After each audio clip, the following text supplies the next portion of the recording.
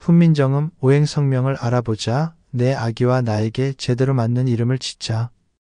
이번 시간에는 최초의 완전한 천지인 삼원오행 장명법인 훈민정음 오행성명에 대해 이야기를 해보겠습니다.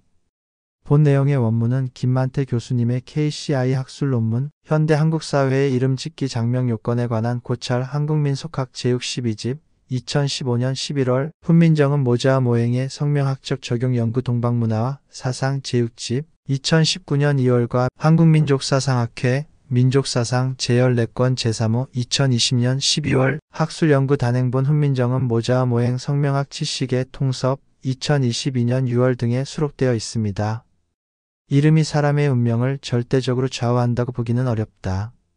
그러나 사람이 타고난 선천적인 사주를 후천적으로 보완하여 음양오행의 중화에 이르게 하는 변수로서 당사자의 전공과 직업, 배우자와의 궁합, 풍수지리적 환경 등과 더불어 이름이라는 성명학적 요소를 결코 빼놓을 수는 없다.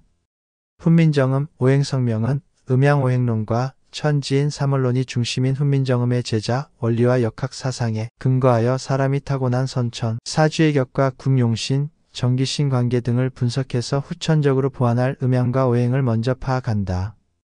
그런 다음 이에 해당하는 한글 몸과 자음의 조합으로 이름자를 선정하여 선천사주가 중화를 이루거나 사주에 꼭 필요한 수기가 유행하는데 도움이 되도록 하는 새로운 발음 오행 성명학이 바로 훈민정음 오행성명이다.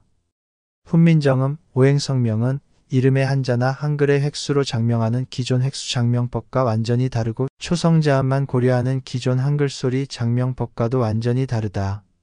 훈민정음 오행성명은 국보 제75이자 세계기록 문화유산인 훈민정음의 한글 창제 이치에 근거하여 초성자음뿐만 아니라 중성모음과 종성자음까지 모두 고려하여 이름 당사자의 타고난 선천, 사주의 음양오행 기운을 보완하도록 장명하는 최초의 완전한 천지인 삼원 오행성명학이다.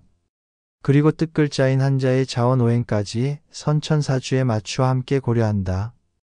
한글 자음의 기본자 기역, 니은, 미음, 시옷, 이응은 각기 그 발음작용이나 발음기간의 모양을 본떠서 만들고 오행의 상생 순서인 목화토금수로 배석하였다. 나머지 자음들은 소리가 조금 더 세게 나는 정도에 따라 획을 더하여 만들었다. 그래서 현재 한글 맞춤법의 자음 기본자 순서도 이에 따라 기역, 니은, 미음, 시옷, 이응 순으로 되어 있는데 모두 목화토금수 오행의 상생 순서에 맞춰 배열된 것이다. 현행 기존 장명법의 문제점을 검토해보면 다음과 같다. 첫째, 기존 장명법은 이름의 한자나 한글의 획수를 사용해서 장명한다. 글자의 획수는 일관성이 없고 자의적으로 자기 마음대로이며 운명에 영향을 미치지 않는다. 글자의 획수는 점칠 때나 필요하다.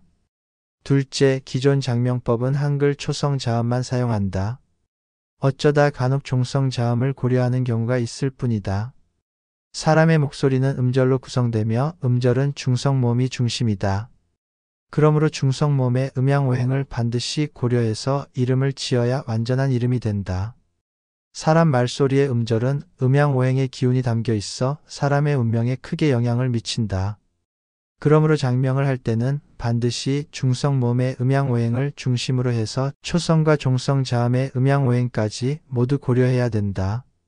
셋째, 기존 장명법은 입술소리 미음 비읍 피읍과 목구멍소리 이응이의 오행을 잘못 적용하고 있다.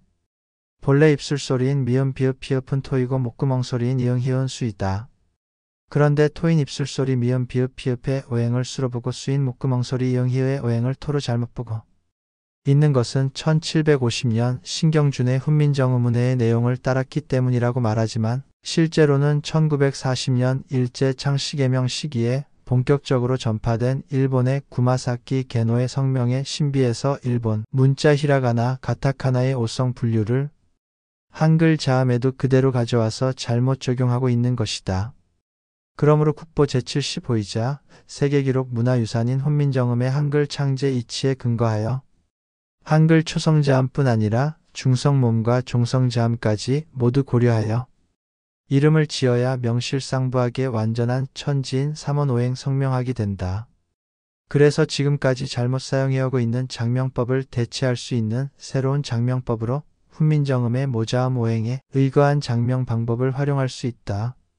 그 근거로서 훈민정음 제자의 첫 단락에서는 한글 창제에 담긴 음양오행의 이치를 다음과 같이 선언하고 있다.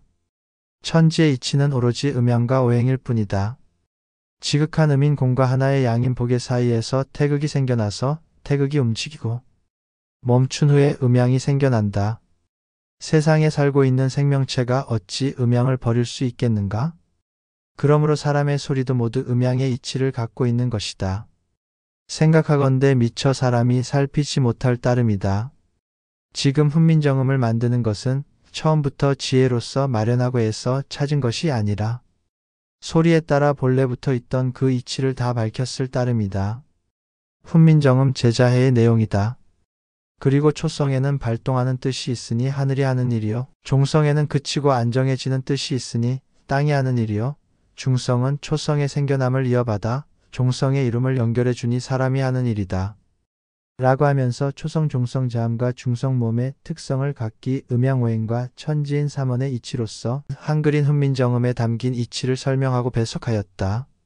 즉 훈민정음 제자해에 의하면 한글이 만들어진 이치는 바로 음양오행과 천지인 삼원이다. 천지만물의 이치는 오직 음양과 오행인데 사람도 천지자연 사이에 존재함으로 말소리, 즉 성음을 갖고 있다. 사람의 말소리를 나타내기 위해 글자를 만드는 것이므로 글자를 만들 때는 말소리에 담긴 이치를 따르면 된다고 하였다. 그래서 사람의 말소리를 태극과 음양, 천지인 삼원, 오행 등의 역학적 이치로 설명하였다.